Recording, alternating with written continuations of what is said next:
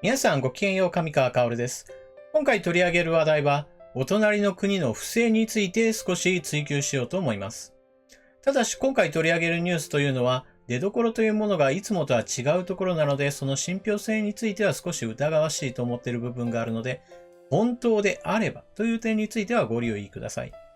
さて、一体お隣の国で一体どのような不正が行われていたのか、それはパラリンピックに障害の程度を偽って出場していたという件について取り上げていこうと思います。パラリンピックはオリンピックと対をなす大会ですが、その出場資格というのはいわゆる何かしらの障害を持っている人というのがまず第一条件にあります。そこにいわゆる障害のない健常者の人が混ざるということはご法度です。しかし、今回伝えるニュースは、そのパラリンピックに障害の程度を完全に偽った状態で出場し、中にはメダルをもらった人までいるというのです。では一体どのようなニュースであったかお聞きください。視力を偽ってパラリンピック出場。障害者柔道選手15人検察送致。2012年、2016年、パラリンピック出場ほぼ容疑認める。一部はメダルも獲得。協会関係者5人立件。視力が悪いと偽り、障害者オリンピックなどの国際試合に国家代表として出場した選手と指導者が検察に送致された。ソウル地方警察庁知能犯罪捜査隊は18日、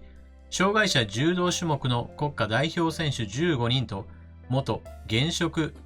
指導者5人などを偽計による業務妨害の容疑などで起訴意見とともに検察に送致した。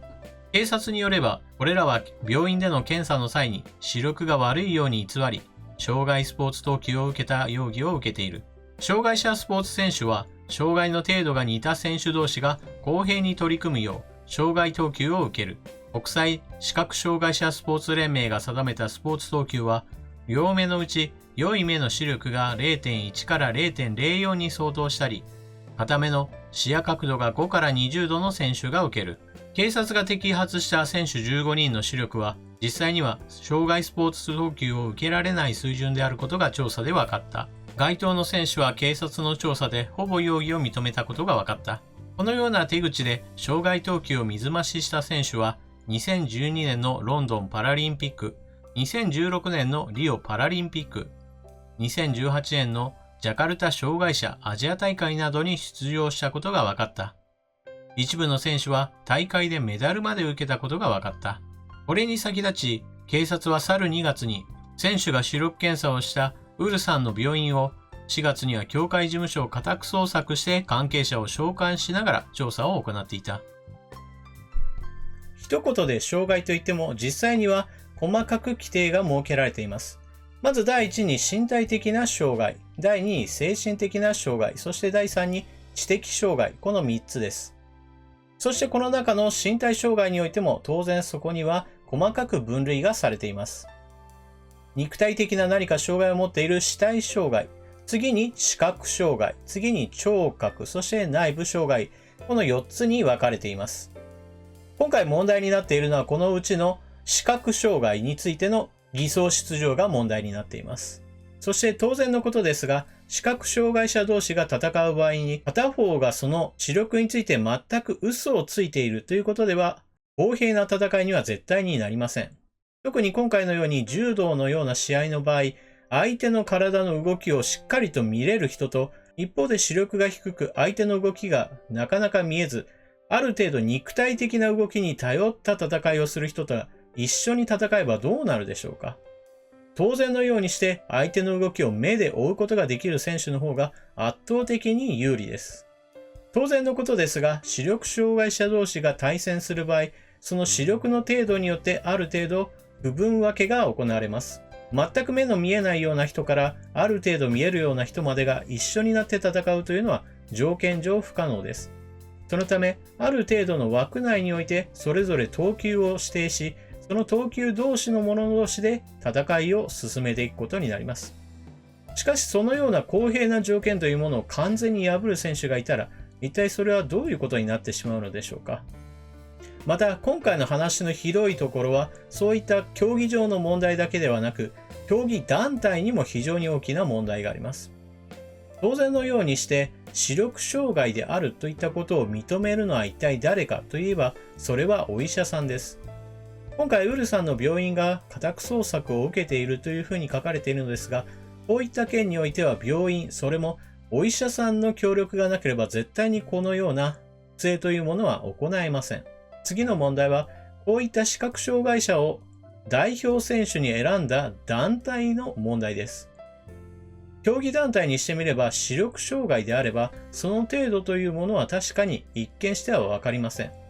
全く見えない人と比べて、いわゆる視力の低い人というのは、どの程度悪いのかというのがかなり個人差がありますから、見えているのか見えていないのかではなく、どの程度見えるのかといったいわゆる程度の違いに関しては、競技団体の人もそれなりにわからないと言えなくもないわけですが、しかし明らかにこの人たちは視力を偽っているわけですから、おそらくは普段から生活に何ら視覚的な障害は持っていない生活をしていたはずです。あれ、この人はなんでこの競技に出られるんだろうという場合にして、競技団体の人が本来ならその不正を疑って叱るべきです。そこで考えられるのは当然のようにして、競技団体、そしてお医者さん、そして選手、この3つのグループ全てが手を組んでいるというふうに考えることができます。なぜそのようなことをするかといえば当然のようにして、メダリストを輩出した方が自分たちにとっての利益になるからです。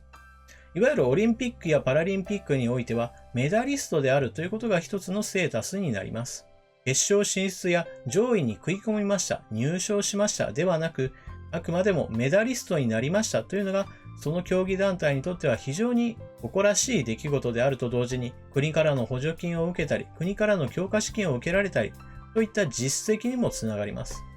当然のようにして、そのようにして国からのお金が受けられるようになれば、その関係者たちはそれで食べていくことができるわけです。まさにそこに不正の温床があったわけです。そして今回のニュースは当然のようにして、東京で開かれるオリンピック・パラリンピックにおいても、お隣の国から来る選手について、本当に正しく障害の程度を申告しているか、そしてその障害について正しい区分分けを行っているかといったところについて精査する必要があるのではないでしょうか。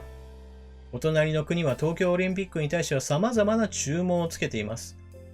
ですから今回のようなニュースを受けて、逆に東京オリンピック委員会の方からお隣の国に対して、今回このような事件があったので、二度とこのようなことが起こらないように改善策を実施してくださいというような通告の一通を送るぐらいでも私はすべきだと思います。皆さんはこのニュースについてどのような考えをお持ちでしょうか。ぜひともコメントを書き込んでいってください。